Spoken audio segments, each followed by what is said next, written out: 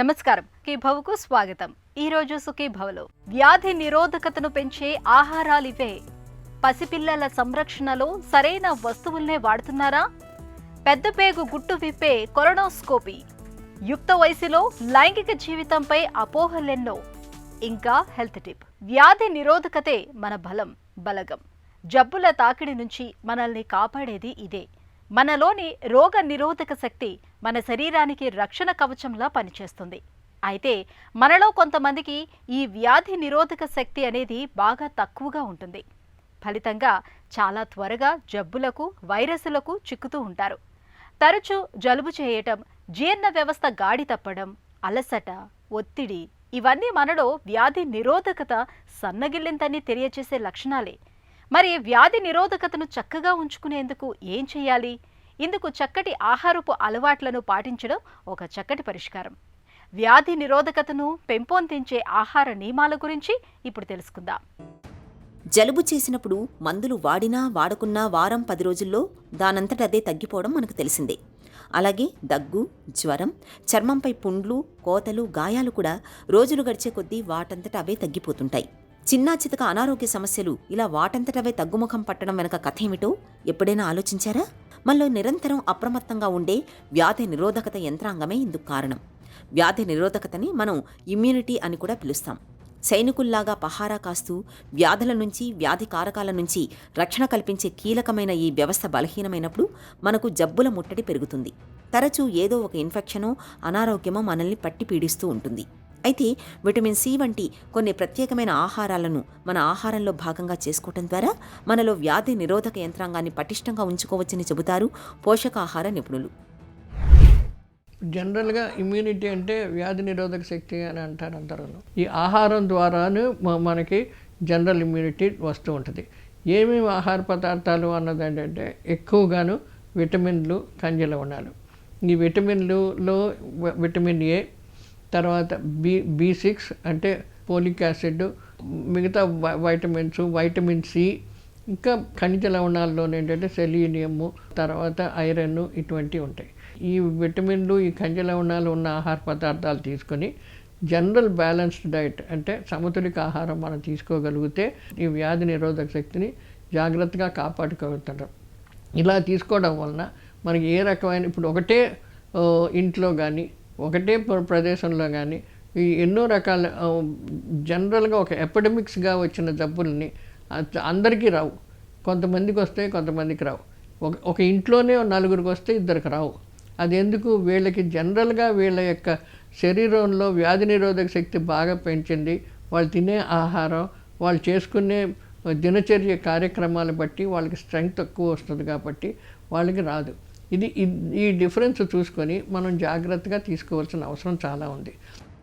జబ్బు పడ్డప్పుడు, ఆపరేషన్ జరిగి ఆసుపత్రిలో ఉన్నప్పుడు మనం త్వరగా కోలుకోవడానికి వీలుగా పండ్లు, పండ్ల రసాల్ని ఎక్కువగా తీసుకుంటాం.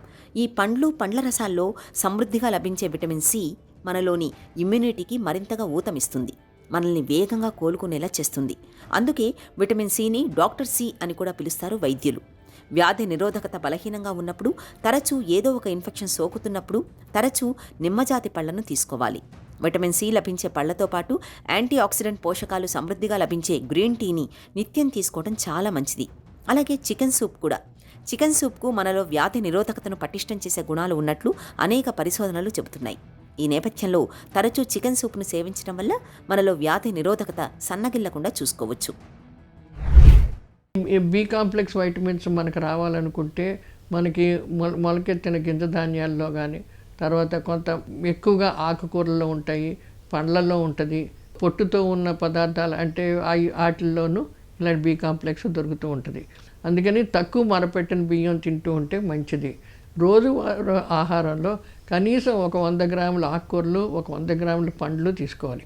ఏదో రకమైన పండ్లు తీసుకుంటే దానికి మనకి దాంతోపాటు తొక్కుతో ఉన్న పండ్లు అలాంటివి తిన్నారనుకోండి, యాపిల్ అని ఇలాంటి, ఇప్పుడు మన బత్తాకాయ ఇలాంటి వాటితో తొనలతో పాటు మళ్ళీ రసం తీయకుండా, ఆ తొనలో పైన తొక్క తీయకుండా అలా తింటే మన దాంట్లో ఫైబర్ వస్తుంది. కాబట్టి కార్బోహైడ్రేట్స్తో పాటు అందులో ఫైబర్ కూడా ఎసెన్షియల్. కాన్స్టిపేషన్ రాకుండా కూడా ఉంటుంది కాబట్టి ఇలాంటివి తీసుకోవడం మంచిది. సో వీటిల్లో కూడా చాలా మటుకు బి కాంప్లెక్స్ వైటమిన్స్ మనకి ఎక్కువగా దొరుకుతూ ఉంటాయి. ఇలాగా జాగ్రత్త ఆహార పడుతూ తర్వాత కొన్ని మాంసకృతుల్లో ఎక్కువగా మనకేమో రెడ్ మీట్ అంటాం, బీఫ్ కానీ మటన్ కానీ ఇటువంటివన్నీ వాడడం చాలా తక్కువ చేసుకోవాలి. కోడి మాంసం వాడుకోవచ్చు, కోడిగుడ్డు వాడచ్చు, తర్వాత ఇంకేదైనా సీ ఫుడ్ సముద్రపు చేపలు ఏదైనా సరే, చేపలు కానీ రొయ్యలు కానీ ఇటువంటి వాటిలో ఐడిన్ కూడా ఉంటుంది, దానికి వ్యాధి నిరోధక శక్తి బాగా పెంచుతూ ఉంటుంది. ఈ సోయా బీన్స్ కానీ ఈ ఓట్స్ కానీ ఓట్ మీల్ కానీ ఇటువంటివి కూడా వాడుకుంటూ ఉంటే దాంట్లో మనకి పీచు వస్తూ ఉంటుంది. ఈ రకంగా తీసుకోవడం వలన మన వ్యాధి నిరోధక శక్తి బాగా పెంచుతూ ఉంటుంది. బరువు మటుకు చాలా మటుకు ఒక వయసుకు తగ్గ బరువు, హైట్కి వెయిట్ తగ్గ బరువు ఉంటే ఆరోగ్యకరంగా ఉంటారు. మాంసాహారాన్ని బాగా ఇష్టపడేవాళ్ళు చికెన్, మటన్ వంటి వాటికి బదులుగా సీ ఫుడ్స్ని తీసుకోవడం చాలా మేలు. ప్రత్యేకించి నత్తగుల్లలు, సాల్మన్ చేపల్లోని ఒమేగా 3 రకానికి చెందిన కొవ్వులు మనలోని వ్యాధి నిరోధకతను మరింత పటిష్టంగా ఉంచుతాయని చెబుతారు పరిశోధకులు. ఇమ్యూనిటీ తక్కువగా ఉన్నప్పుడు రోజువారీ ఆహారంలో పీచు పదార్థం బాగా లభించే ఆహార పదార్థాలను ఎక్కువగా తీసుకోవాలి. తాజా ఆకుకూరలు, పళ్లతో పాటు క్యాబేజీ, స్వీట్ పొటాటో, వెల్లుల్లి, పుట్టగొడుగులు, ఓట్స్ వంటి వాటిని తరచూ తీసుకుంటూ ఉండాలి. విటమిన్ డి లోపించినప్పుడు కూడా మనలో వ్యాధి నిరోధకత తగ్గే అవకాశం ఉంటుంది. కాబట్టి రోజూ కాసేపు ఎండలో నిలబడ్డం, అవసరమైతే విటమిన్ డి సప్లిమెంట్లను తీసుకోవాలి.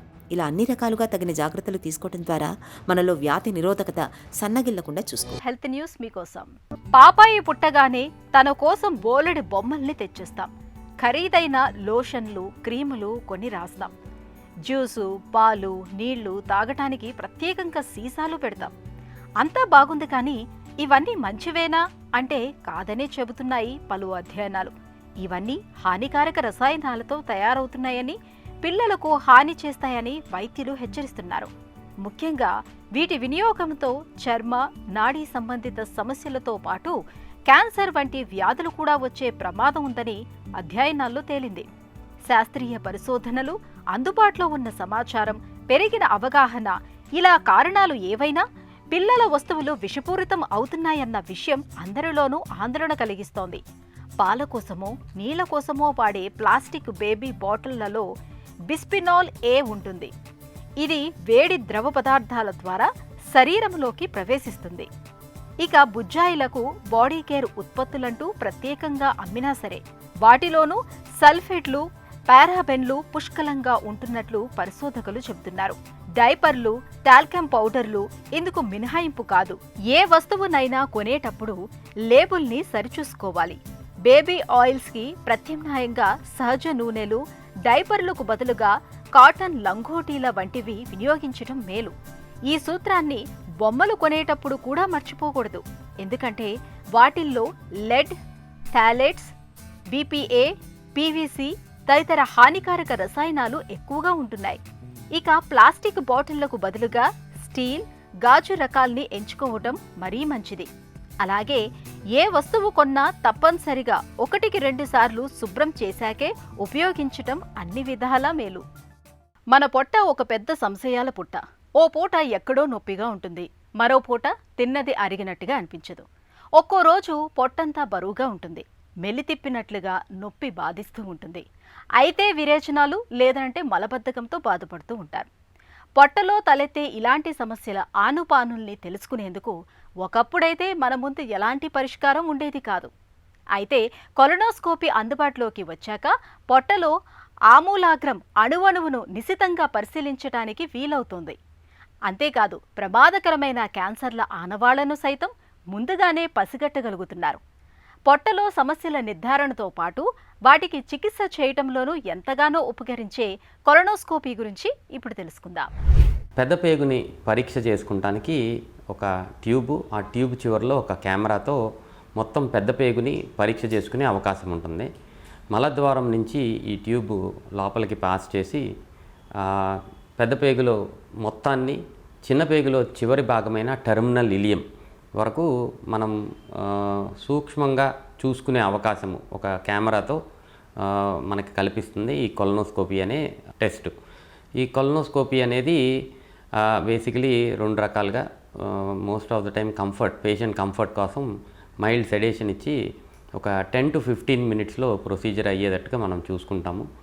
నొప్పి ఉంటుంది అనేది కొంతమందిలో భయం ఉంటుంది. కొలనోస్కోపీ వల్ల నొప్పి లేకుండా అండర్ సెడేషన్ చేసుకోగలిగితే షార్ట్ జనరల్ అనెస్థీషియా, ఆ 15 to 20 మినిట్స్ మాత్రమే అనెస్థీషియా ఇచ్చి ఈ కొలనోస్కోపీ చేసుకుంటే పెదపేగు లోపల ఏ చిన్న చిన్న ప్రాబ్లమ్స్ ఉండా మనకి తెలుసుకునే అవకాశం చాలా ఎక్కువగా ఉంటుంది. కొలనోస్కోపీ అనేది మెయిన్గా పెద్దపేగులో ఏ ప్రాబ్లమ్స్ ఉండా మనం కనుక్కోవడానికి చేస్తాం జరుగుతుంది. కొలనోస్కోపీ జనరల్గా మలంలో రక్తం వస్తుంది అని ఎవరన్నా కంప్లైంట్ చేసినా కొలనోస్కోపీ చేస్తాం. దీర్ఘకాలికంగా విరోచనాలు, లూజ్ మోషన్స్ ఎక్కువ, క్రానిక్ డయేరియా అంటాము, ఇలా ఉన్న వాళ్ళకి కొలనోస్కోపీ చేస్తాం జరుగుతుంది. రక్తహీనత, అనీమియా ఆఫ్ అన్నోన్, అంటే రక్తం తగ్గిపోతూ ఉంటుంది బాడీలో, కారణం తెలుసుకోవాలి అంటే మనం కొలనోస్కోపీ చేస్తాం జరుగుతుంది. జనరల్గా మోస్ట్ ఇంపార్టెంట్ ఇప్పుడు ఇండికేషన్ కొలనోస్కోపీకి ఏంటి అంటే 45 నుంచి 50 సంవత్సరాలు పైబడిన వాళ్ళకి ఎవరికైనా సరే స్క్రీనింగ్ కొలనోస్కోపీ అంటారు. సో ఈ స్క్రీనింగ్ కొలనోస్కోపీ అనేది ఎందుకు చేస్తున్నాము అంటే కోలాన్ క్యాన్సర్, పెద్ద పేగులో క్యాన్సర్ రావడానికి ముందు స్టేజు పాలిప్స్ అంటారు. పాలిప్స్ అంటే చిన్న కణితలు మనకి కనపడతాయి. ఈ కణితలు నెమ్మదిగా కొన్ని సంవత్సరాల తర్వాత క్యాన్సర్గా, కోలాన్ పెద్ద పేగు లోపల క్యాన్సర్గా పరిగణించే అవకాశం ఉంటుంది. సో ఇలాంటి కణితల్ని కనుక, పాలిప్స్ని మనం ఎర్లీ స్టేజ్లో కనుక్కుని దీన్ని తీసేయగలిగితే క్యాన్సర్ని కంప్లీట్గా మనం అవాయిడ్ చేసే అవకాశం, అలాగే కోలాన్ క్యాన్సర్ని కంప్లీట్గా తగ్గించే అవకాశం చాలా ఎక్కువగా ఉంటుంది. సో అందుకని 40 సంవత్సరాలు పైబడిన వాళ్ళ అందరిలో ఒక్కసారైనా సరే ఈ స్క్రీనింగ్ కొలనోస్కోపీ చేయటం చాలా చాలా ముఖ్యం. ఇది కూడా వన్ ఆఫ్ ద ఇండికేషన్స్గా ఇప్పుడు చెప్పుకుంటాం జరుగుతుంది. యుక్త వయసులో లైంగిక జీవనంపై ఇవాళ చాలా మందిలో చాలా రకాల అపోహలు రాజ్యమేలుతున్నాయి. తెలిసి తెలియనితనం, అవగాహన లేకపోవడంతో యువతలో ఎక్కువ మంది శృంగార జీవితంపై అపనమ్మకాలు పెంచుకుంటున్నారు. అర్థం లేని భయాలతో మొత్తంగా పెళ్లి చేసుకోవటానికే వెనకాడుతున్నారు. ఈ నేపథ్యంలో 25 ఏళ్ల యువతలో శృంగార జీవితంపై సాధారణంగా కనిపించే అపోహలు, వాటిలోని నిజానిజాల గురించి డాక్టర్ని అడిగి ఇప్పుడు తెలుసుకుందాం. 25 ఏళ్ల వయసులో అంగస్తంభన తక్కువగా ఉందనుకోవడం సరైందేనా? 26 ఏళ్ల వయసులో నార్మల్ యంగ్ ఫెలో వస్తాడు, వచ్చి డాక్టర్ గారు నాకు ఒకప్పుడు ఎరెక్షన్ చాలా బాగుండేదండి, ఈ మధ్యకాలంలో బైక్లో పోతా పడ్డానండి, పడినప్పటి నుంచి చూస్తున్నాను నాకు ముందులాగా సెక్స్ అంటే ఎరెక్షన్ రావటం లేదు, అంగస్తంభన ముందులాగా గట్టిగా లేదు, కొంచెం బారుగా ఉండేది ఇప్పుడు కొంచెం చిన్నదిగా ఉంది, డయామీటర్ కూడా దాగా తగ్గినట్టు అనిపిస్తూ ఉంది, ఇంతకుముందు నాకు ఆలోచనలో నాకు ఎరెక్షన్ వచ్చేది, ఇప్పుడు ఆలోచనలు చేసినా కానీ ఎరెక్షన్ రావట్లేదు, నాకు ఏదైనా లోపం ఉంటుందండి, ఇన్వెస్టిగేట్ చేద్దామండి అని. 99.9% ఆఫ్ ద టైమ్స్ వీళ్ళలో ఎలాంటి లోపం ఉండదండి, ఎలాంటి లోపం ఉండదు. ఒకటే ప్రశ్న అడుగుతాను, బాబు నీకు పెళ్లి చూపులు ఉన్నాయా అన్నాను. అవునండి మొన్నే పెళ్లి చూపులు అయినాయి, ఒక 3 నెలల్లో పెళ్ళి ఉంది. So this is exactly what happens. ఇది ఏమంటారంటే పర్ఫార్మెన్స్ యాంగ్జైటీ. పెళ్లి దగ్గరకు వచ్చేసరికి చాలా అపోహలు మైండ్లో కలిగిపోతూ ఉంటాయి. ఏమని, ఏమో రేపు పొద్దున్న నేను సెక్స్ చేయలేకపోతానేమో, నన్ను అందరూ ఎగతాళి చేస్తారేమో, నా పరువు పోతుంది, నా ఇంటోళ్ళ పరుగు పోతుంది, ఎందుకు ఊరికే దీనికి, అసలు పెళ్ళే చేసుకోకపోతే సరిపోతుంది కదా, ఆ అమ్మాయి జీవితం కూడా ఎందుకు నాశనం చేయడం. సో ఇదొక కామనెస్ట్ థింగ్ అండి. 20 ఏళ్ళ 25 ఏళ్ళ వయసులో సెక్స్ లోపల రావడానికి ఎలాంటి జబ్బు లేదండి, అన్లెస్ అదర్వైజ్ ఏదైనా జబ్బు ఉంటే తప్ప ఈ ఆలోచనలు అనేది అన్నెసెసరీగా డిప్రెస్ చేసి దీని అసలు మొత్తం కాన్సన్ట్రేషన్ అనేది లేకుండా చేయడం జరుగుతూ ఉంటుంది. చాలామంది దాంట్లో ఇరుక్కొని పోయి ఉంటారు, కొన్ని ఏళ్ళు గడిచిపోతాయి వాళ్ళు హాస్పిటల్కి వచ్చి ట్రీట్మెంట్ చేసుకోవడానికి. చాలామంది పెళ్ళిళ్ళు కూడా క్యాన్సిల్ చేయడం జరిగింది. పెళ్లికి ముందు పటుత్వ పరీక్ష చేయించుకోవాలనుకోవడం సరైందేనా?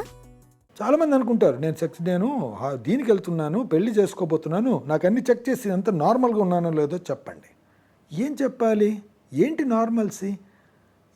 నార్మల్సీ అంటే మీలో ఏమైనా లోపం ఉందా? నాకేం లోపం లేదండి, కానీ మీరు చెక్ చేసి చెప్పండి, రేపొద్దున నేను చెక్ చేయగలుగుతానా, నాకు పిల్లలు పుడతారా? దానికి అలాంటి టెస్టులు ఏం లేవండి. There are so many times ఒక కపుల్ తీసుకొని వస్తారు, వీళ్ళు సరిగా చేసుకోవట్లేదు, మీరు నాకు ఇన్వెస్టిగేట్ చేసి చెప్పండి ఈ అబ్బాయి పనికొస్తాడా లేదా. ఇది చాలా చాలా చాలా కష్టమైన టెస్ట్ అండి. అలాంటి టెస్ట్ అనేది లేదు. అంటే అంగం అనేది చూడ్డానికి నార్మల్గానే ఉండొచ్చు, ఏదైనా ఇంజెక్షన్ వస్తే దాంట్లో ఎరెక్షన్ రావచ్చు, అన్నంత మాత్రాన తను ఆ రోజు నార్మల్గా సెక్స్ చేయగలుగుతాడన్న గ్యారంటీ ఎవరు చెప్పలేరు. ఒకవేళ మనం ఇంజెక్షన్ ఇచ్చేది రాని పక్షంలో కూడా అబ్నార్మల్గా ఉంది అని చెప్పడం కూడా కష్టం అవుతుంది. ఎందుకంటే ఎవరికి కానీ సైకలాజికల్గా ఆ స్టిమ్యులస్ ఉండి ఆ కోరిక ఉంటేనే ఎరెక్షన్ వస్తుంది, కానీ అవి లేకపోతే మనం ఏమిచ్చినా ఎరెక్షన్ రాదండి. సో ఇది మనం తెలుసుకోవాలి. సో ఈ టెస్ట్లు అనేటివి ఏమి ఉండవు. సెమెన్ ఎనాలిసిస్లో కణాలు తక్కువగా ఉంటే కంగారు పడాలా? ఈ పిల్లలు పుడతారా అండి, చనుకోండి నేను ఏదో సెమెన్ అనాలిసిస్ చేయించుకొని వచ్చాను, నాకు చాలా డిప్రెషన్గా ఉందండి, అది నార్మల్ ఏదో 15 అంట, నాదేదో 8 ఉంది అని చెప్పేసి. ఇది ఒక విచిత్రమైన ఆలోచన. అసలు ఫస్ట్ ఆఫ్ ఆల్ పెళ్లి కాని వాడికి సెమెన్ అనాలిసిస్ చేయించకూడదండి, ఎందుకంటే ఈ డిప్రెషన్లోకి వెళ్ళిపోతారు. ఒకటే మనిషికి 1 సంవత్సరం పాటు మల్టిపుల్ టైమ్స్ సెమెన్ అనాలిసిస్ చేస్తే ఒక్కొక్కసారి ఒక్కొక్క రిపోర్ట్ వస్తుందండి. మీకు 1 నెల ముందు ఒక వైరల్ ఫీవర్ వస్తే ఈరోజు మీ సెమెన్ అనాలిసిస్ బాగా తక్కువగా ఉండొచ్చు, రేపొద్దున మళ్ళీ 1 నెల అయిన తర్వాత చేయిస్తే పెరిగి ఉండొచ్చు. కాబట్టి semen analysis is never N indicator of fertility potential. అసలు సెమెన్ అనాలిసిస్లో అసలు స్పర్మ్సే లేవు అన్న పక్షంలోనే బాబు నీకు కష్టం కావచ్చు అని చెప్పడం జరుగుతుంది. కానీ 3 మిలియన్స్ ఉంటే కష్టము, 10-20 మిలియన్స్ ఉంటే కష్టం లేదు అని చెప్పే అవకాశం లేదు. చాలామంది ఇన్ఫర్టైల్ కపుల్స్లో ఈ సెమెన్ అనాలిసిస్ నార్మల్గానే ఉంటుంది, అయినా కానీ పిల్లలు పుట్టకపోవచ్చు. కాబట్టి ఇలాంటి అపోహలు అనేది చేయించుకోకూడదు. వెరికోసిల్ గురించి అతిగా ఆలోచించడం ఎందుకు మంచిది కాదు? ఒకటేసారి అల్ట్రాసౌండ్ చేయించుకొని తెచ్చేస్తారు. ఆ అల్ట్రాసౌండ్లో వారికోసిల్ అనేది కనబడుతుంది. గూగుల్ చేసి చదివేస్తారు వారికోసిల్లో ఏమవ్వచ్చు, అబ్బో దాంట్లో చాలా ఉంటాయి అన్నమాట. నెంబర్ 1 టెస్ట్ చిన్నగా అయిపోవచ్చు, నెంబర్ 2 సెమెన్ ప్రొడక్షన్ తగ్గిపోవచ్చు, నీకు పిల్లలు పుట్టకపోవచ్చు. ఇప్పుడు వాడి వయసు 21 ఏళ్ళ వయసు, ఈరోజు వాడు పెళ్లి చేసుకోవాలన్నా, పిల్లలు పుట్టించాలన్నా, లేకపోతే వారికోసిల్ ఆపరేషన్ చేయించుకోవాలన్నా, చేయించేసుకుంటే నీ సెమెన్ అనాలిసిస్ నార్మల్ అయిపోతుందా, ఈరోజు అసలు సెమెన్ టెస్ట్ చేయాలన్నా లేదా, ఇలాంటి పిచ్చి పిచ్చి ఆలోచనలతో వస్తారు. కొంతమంది సెమెన్ టెస్ట్ చేయించుకుని కూడా వచ్చేస్తారు. వారికోసిల్ అనేది క్లినికల్గా చూసిన తర్వాత డిటెక్ట్ చేయాల్సిందండి. అల్ట్రాసౌండ్ అనేది చేయిస్తే 130 మందిలో ఆ సబ్ క్లినికల్ వారికోసిల్ అనేది కనపడతానే ఉంటుంది. అది జబ్బు చేస్తుంది, నీకేదో నష్టం చేస్తుంది అని అనుకునే అవకాశం లేదు. నెంబర్ 2 ఇంకో విషయం చెప్తాను. వారికోసిల్ వల్ల మనకు నష్టం వస్తుందా లేదా అనేదే పెద్ద క్వశ్చన్ మార్క్ అండి. ఎందుకంటే ఈ వారికోసిల్కి ఈ ఇన్ఫర్టిలిటీకి అంటే పిల్లలు పుట్టకపోవడానికి ఎక్కడ లింక్ కుదిరింది? ఎందుకు ఇన్ఫర్టైల్ పీపుల్లో ఈ వారికోసిల్ ఎక్కువసార్లు కనపడింది, ఫెర్టైల్ కపుల్స్లో ఈ వారికోసిల్ తక్కువసార్లు కనపడింది. కాబట్టి అంతే అండి, ఈ వారికోసిల్ వల్ల ఇంత డ్యామేజ్ అవుతుంది అని చెప్పే అవకాశం చాలా తక్కువ. కొన్ని పారామీటర్స్ వల్ల మనం పికప్ చేయొచ్చు. ఏంటి, ఈ వారికోసిల్ వల్ల ఈ టెస్టిస్కి నష్టం జరుగుతూ ఉందా, క్లినికల్గా చూస్తే మీకు సైజ్ చిన్నదైంది అనుకున్న పక్షంలో, చూడ్డానికి పెద్ద వారికోసిల్ బాగా సాగింగ్ ఉన్నా కానీ, సైజ్ వాల్యూమ్ అనేది చిన్నదైపోయినా కానీ, ఇప్పుడే చెప్పాను. దాని తర్వాత కొన్ని టెస్ట్లలో ఆ ఎఫెక్ట్ అనేది కనపడిన పక్షంలో కానీ, అటువంటప్పుడు ఈ వారికోసిల్కి ఆపరేషన్ చేస్తే మంచిది, ఫర్దర్గా దీని మీద ఎఫెక్ట్ కలిగే అవకాశం కనపడతా ఉందని ఆలోచిస్తాం. కాబట్టి పెళ్లి చేసుకుంటున్నామా అని చెప్పి అన్ని చెక్ చేసుకోవడానికి వారికోసిల్ తెలుసుకోవడం, అది తెలుసుకున్న తర్వాత ఆపరేషన్ చేయించుకోవడం, ఈ చైన్ రియాక్షన్ అనేది స్టార్ట్ అయిపోతూ ఉంటుంది. సో ఈ అపోహలు, ఫస్ట్ ఆఫ్ ఆల్ నేను చేస్తానా లేదా, నాకు పిల్లలు పుడతారా లేదా, నేను నార్మల్గా ఉన్నానా లేదా, నేను నార్మల్గా ఉండడానికి ఈ టెస్టులన్నీ చేయించుకుంటే నార్మల్గా ఉన్నాయని చూపిస్తుందా లేదా, ఇవన్నీ పెద్ద పెద్ద అపోహలండి. పెళ్లైన కొత్తలో కొంతమంది యువకులు దాంపత్యంలో విఫలం కావడానికి కారణాలేంటి? ఇన్నేళ్ళు ప్రపంచంలో ఎవరు ఇలాంటి టెస్టులు చేయించుకొని పెళ్ళిళ్ళు చేసుకోలేదు. మీలో లోపం ఏమైనా ఉందా, మీలో చూడ్డానికి లోపం ఏమైనా ఉందా, మీకు సెక్స్ చేసుకునే కోరిక ఉందా, కోరిక ఉన్నప్పుడు మీకు అంగస్తంభన సరిగా జరుగుతూ ఉందా, మీరు మాస్టర్బేట్ చేసుకోగలుగుతున్నారా? ఇంకో ఎగ్జాంపుల్, చాలామందికి నేను సెక్స్ చేయడానికి వెళ్ళానండి, మొన్నే పెళ్ళైంది, సెక్స్ చేయడానికి వెళ్తే నాకు అసలు జరగలేదు, నేను చేయలేకపోయాను, అసలు నాకు రావట్లేదు అక్కడ. సరే, నువ్వు ఇంట్లో ఎప్పుడైనా నువ్వు ఎప్పుడైనా మాస్టర్బేట్ చేసుకుంటావా, హస్తప్రయోగం లాంటిది చేసుకుంటావా? అప్పుడు చేసుకుంటానండి, అప్పుడు బాగుంటుంది, నాకేం ప్రాబ్లం లేదు, సెమెన్ కూడా బయటకు వస్తుంది, ఐ ఫీల్ గుడ్ ఆల్సో. అంటే ఏమని అర్థం? ఇక్కడ ఉంది, నీ సిస్టమ్ కరెక్ట్గానే పనిచేస్తూ ఉంది, కానీ అక్కడ చేయాల్సిన చోట నీకు ఆ టైంలో నీకు అది క్లిక్ అవ్వట్లేదు, అంతే తప్ప. So it's all these things are psychological problems అండి. Majority of the times they are driven. ఇవన్నీ ఏం చేస్తాయంటే ఒక మనిషిని డ్రైన్ చేసేస్తాయి. అది ఏంటి, ఏ వయసులో అయితే వాడు కాన్సన్ట్రేట్ చేసి వాడి కెరీర్ మీద ఎక్కడో చూడాలనో, ఇవన్నీ వాడిని డ్రైన్ చేసేసి దేనికి పనికి రాకుండా చేయడం జరుగుతూ ఉంటుంది. చాలామంది వాళ్ళు కెరీర్నే మిస్ చేసుకునే అవకాశం ఉంటుంది. కాబట్టి ఈ అపోహలకు పోకండి. ఇన్ని ప్రపంచంలో ఇన్ని రోజులు ఎలా ప్రపంచం నడిచిందో ఇప్పుడు కూడా అలానే నడుస్తూ ఉంది. మనకు అనవసరంగా ఇన్ఫర్మేషన్ ఎక్కువగా తెలిసి ఏ ఇన్ఫర్మేషన్ మనం కరెక్ట్గా డిసిఫర్ చేయాలో తెలియక మనం మదన పడిపోతున్నామని మన అవకాశం. కాబట్టి see the problem as a problem. ఆ ప్రాబ్లం గురించి చూడండి, అంతేగాని ప్రాబ్లంని ప్రెడిక్ట్ చేసుకొని చూసుకోవడం అనేది చాలా తప్పవుతుంది. యుక్త వయసులో శృంగార సామర్థ్యానికి సంబంధించిన సమస్యల్లో చాలా వరకు మానసికమైనవే ఎక్కువగా ఉంటాయి. నిపుణులైన డాక్టర్ల వద్ద ఒకసారి కౌన్సిలింగ్ తీసుకుంటే చాలు ఈ అపోహల గండాలను సులువుగానే గట్టెక్కచ్చు. ఇక ఈరోజు కార్యక్రమాన్ని ముగించే ముందు ఒక చిన్న చిట్కా మీకోసం. గ్యాస్ ట్రబుల్ బాధలు తీవ్రంగా ఉన్నప్పుడు దాల్చిన చెక్కను పొడి చేసి దానికి కొద్దిగా నిమ్మరసాన్ని కలిపి తీసుకుంటే మంచి ఫలితం ఉంటుంది. గ్యాస్ బాధలు క్రమంగా తగ్గుముఖం పడతాయి.